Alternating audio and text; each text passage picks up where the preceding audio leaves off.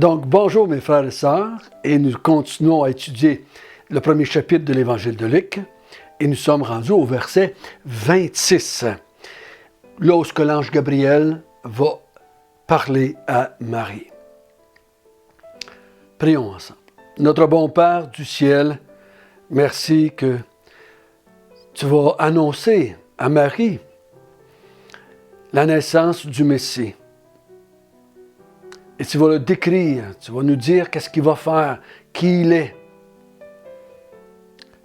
Et on te demande, Seigneur Dieu, que tu puisses nous aider à bien comprendre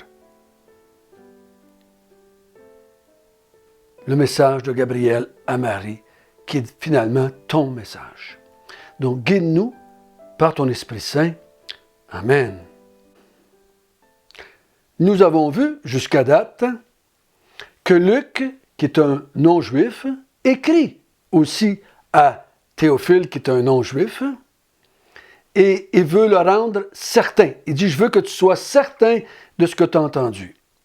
Donc, j'ai vérifié exactement, précisément, auprès des témoins oculaires qui m'ont donné l'information que je vais te transmettre.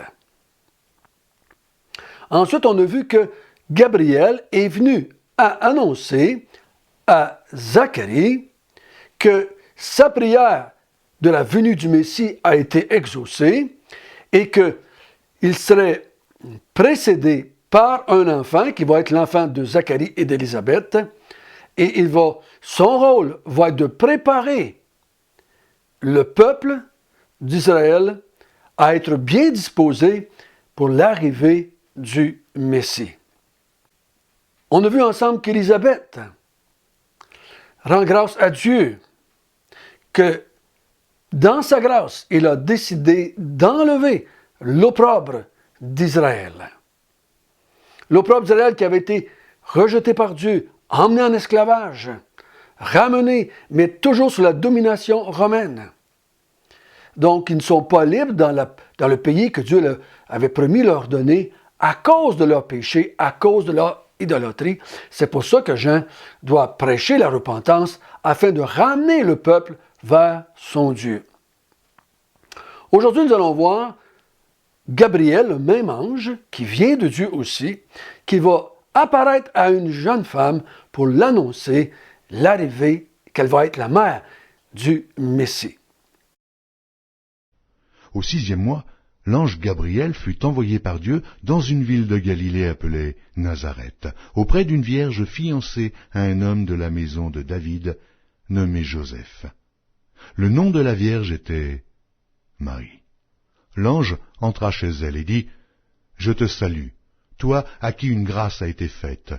Le Seigneur est avec toi. » Troublée par cette parole, Marie se demandait ce que pouvait signifier une telle invitation.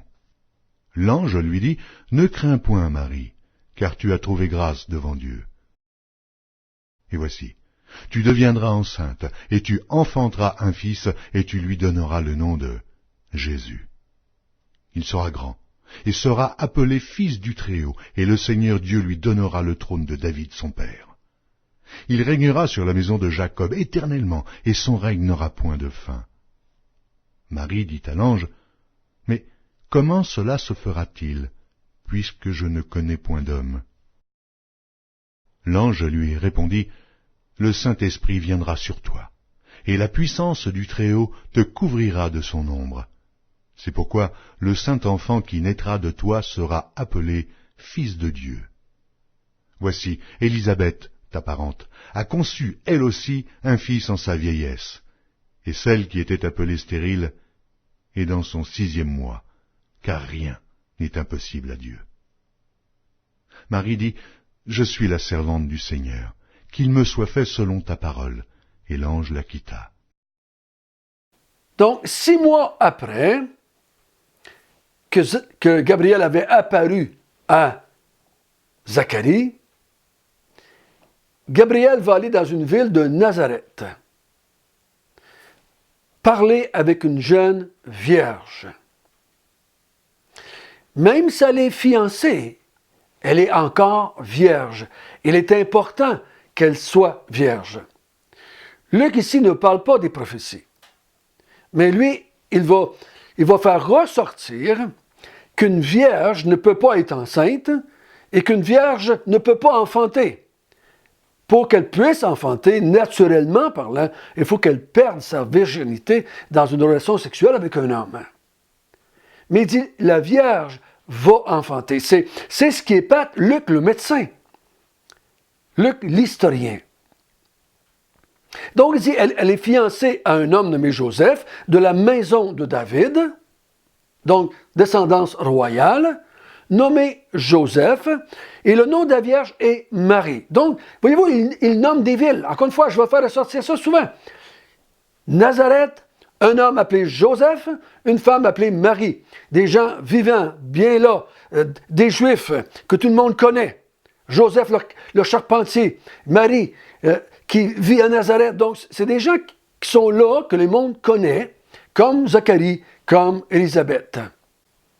Donc, l'ange la visite, on a ça au verset 28, et lui dit, « Je te salue, toi à qui une grâce a été faite, le Seigneur est avec toi. » Donc, il dit à Marie, « Je te salue, pas pleine de grâce, comme on a appris dans notre Job sur Marie. » Mais il dit, « À qui une grâce a été faite? Le Seigneur est avec toi. » C'est une grâce que le Seigneur soit avec toi. C'est une grâce. L'homme pécheur, l'homme mort spirituellement, Marie faisait partie du peuple de Dieu. Donc, elle faisait partie des êtres humains. Et les êtres humains sont pécheurs. Donc, quand Dieu visite un être humain pécheur, c'est une grâce. Et Dieu va être avec toi, Dieu va t'utiliser, Dieu va te prendre pour accomplir quelque chose. Mais c'est par grâce que Marie a été choisie. Marie n'était pas la seule fille vierge en Israël. C'est dans sa souveraineté qu'il a décidé de prendre Marie. Elle n'était pas meilleure que les autres. Elle n'était pas plus sainte que les autres. Elle n'était pas plus pure que les autres. Le choix devait s'arrêter sur une fille vierge pour démontrer que celui qui était pour naître avait à avoir deux natures. Une nature humaine et on va voir un peu plus loin une nature divine. Donc, c'est une vierge, fiancée, mais vierge. Et l'ange lui dit, une grâce t'a été faite. Dieu t'a choisi pour accomplir son plan. L'ange lui dit, ne crains point, Marie, parce qu'elle est troublée. Elle a peur. Zacharie a eu peur quand il a vu Gabriel. C'est toujours la réaction naturelle des êtres humains. Quand l'être humain voit l'invisible apparaître, il a peur. C'est normal. Quand un ange apparaît, c'est l'invisible, qui devient visible à l'œil humain. Et Marie est dans la peur, mais l'ange lui dit, n'aie pas peur, Marie. Une grâce t'a été faite. Marie va revenir là-dessus dans son cantique, dans le chapitre 1, un peu plus loin. Elle va revenir là-dessus. De parler de cet état, de cette grâce qui lui a été faite. Elle est très consciente, elle va nous le dire, qu'elle ne mérite pas, plus que n'importe qui d'autre, d'être la mère du Messie. Et c'est ça ce que l'ange lui dit, tu as trouvé grâce devant Dieu. Et là, il lui dit quelque chose de surprenant pour elle, qui est une vierge. Tu vas devenir enceinte, Marie. Et tu vas enfanter un enfant, un mâle, que tu vas lui donner le nom de Jésus, qui veut dire Dieu sauve. Donc il dit, tu vas enfanter, Marie, d'un garçon. Et il décrit ce garçon-là, il sera grand. Il sera appelé fils du Très-Haut, et le Seigneur Dieu lui donna le trône de David. Donc, il va être appelé fils du Très-Haut, celui qui est descendant de Dieu. Faut faire attention, fils du Très-Haut, David est appelé fils. Les anges sont appelés fils de Dieu. Ici, fils du Très-Haut, ça veut dire qu'il va être celui qui va diriger pour Dieu, qui va être la main de Dieu dans le monde. Sa nature divine, tout à l'heure, va être dit un peu plus loin, qui va être appelé fils de Dieu. Ici, je crois que l'expression fils du Très-Haut fait plus lien à son rôle qu'à sa nature. C'est pour ça que tout de suite après l'avoir appelé fils du Très-Haut, et le Seigneur Dieu lui donnera le trône de David, son père. Fils du Très-Haut, pour moi, est lié avec le travail qu'il va faire, la job qu'il va avoir, le rôle qu'il va jouer. Il va jouer le rôle de roi, le roi d'Israël. Il va être assis sur le trône de David, son père. Donc, il est descendant de David, parce que David est appelé son père. Son père, dans le sens qu'il est le roi que Dieu avait choisi, le roi que Dieu avait donné à Israël, le roi par lequel Dieu dirigeait Israël, parce que le roi était toujours l'instrument de Dieu pour diriger le peuple. Il dit ici, cet enfant qui va naître de toi, Marie, il va être le fils du Très-Haut, donc Dieu va l'utiliser, il va l'établir comme roi sur le trône de David, son père. Je crois que Marie commence à comprendre que cet enfant va être le Messie promis, le roi promis à David, dans toutes les prophéties de l'Ancien Testament qu'elle connaît comme toute femme juive. Il régnera sur la maison de Jacob éternellement et son règne n'aura pas de fin.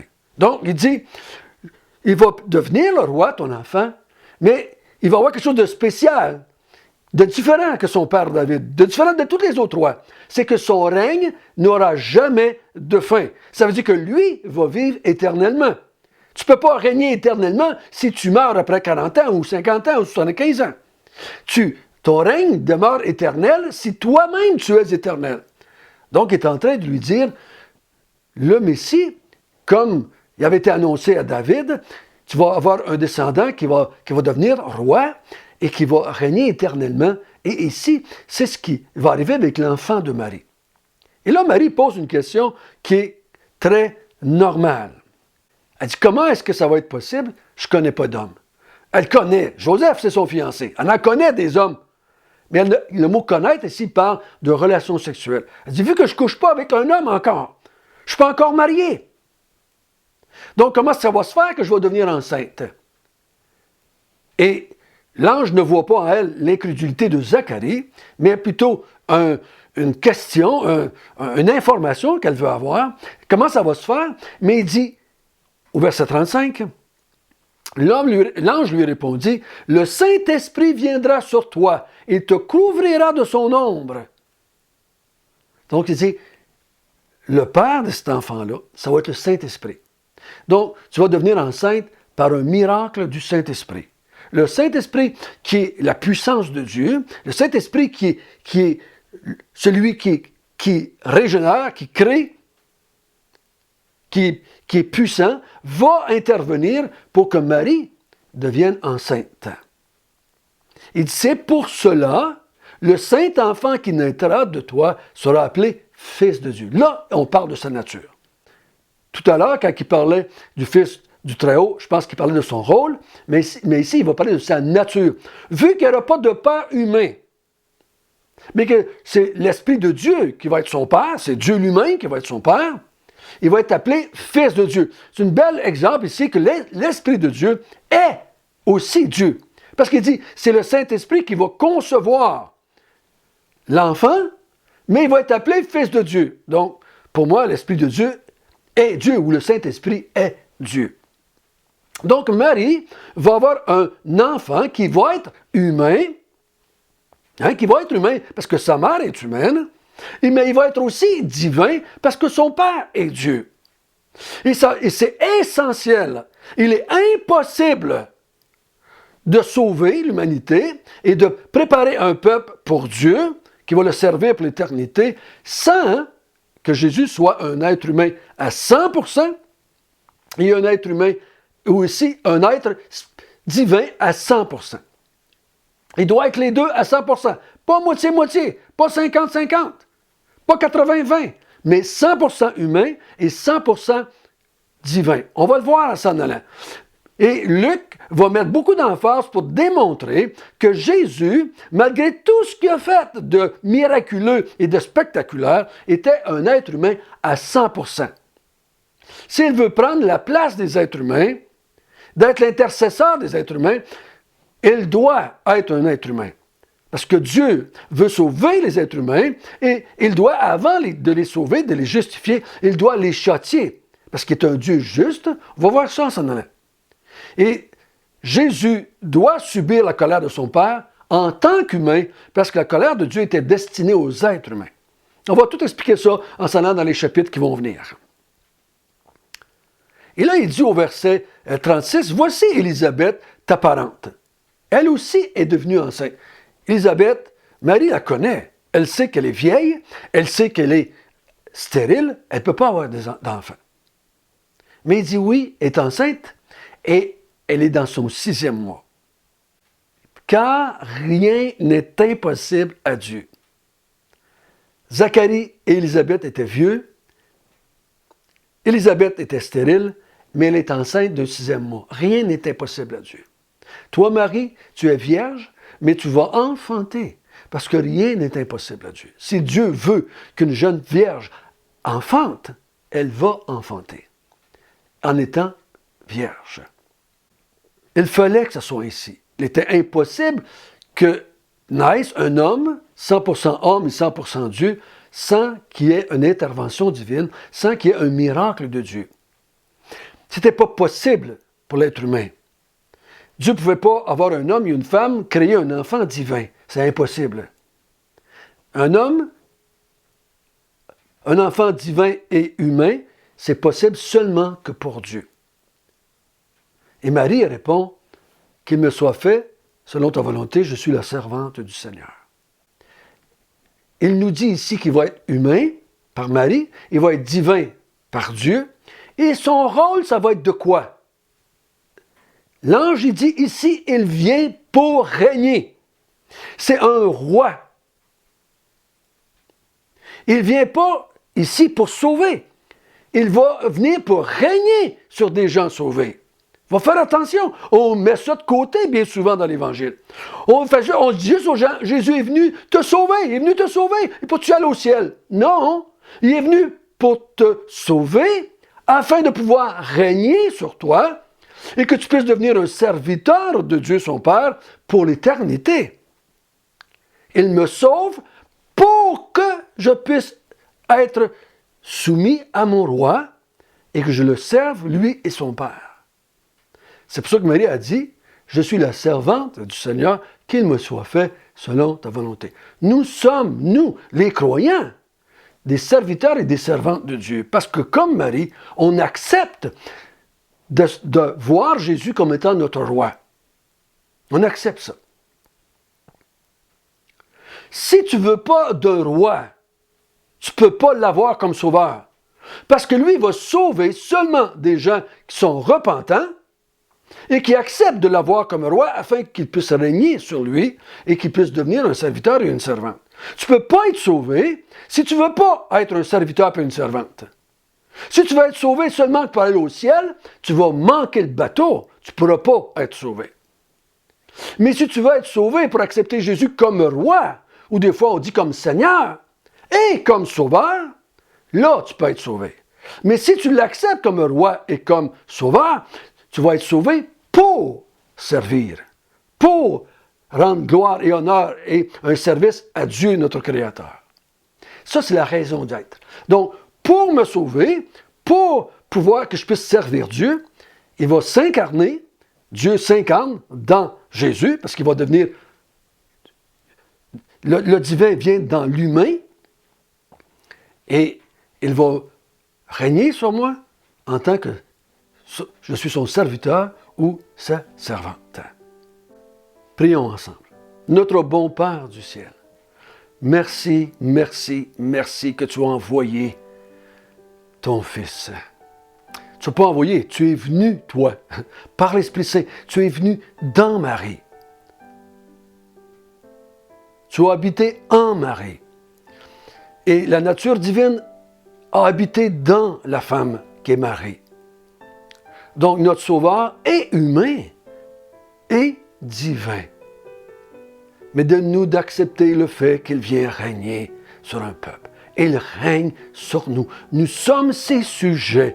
Nous sommes ses serviteurs et ses servantes. Mais on est serviteurs de Dieu. On est serviteurs de notre Roi, de notre Créateur, de notre Sauveur. Au nom de Jésus, Amen.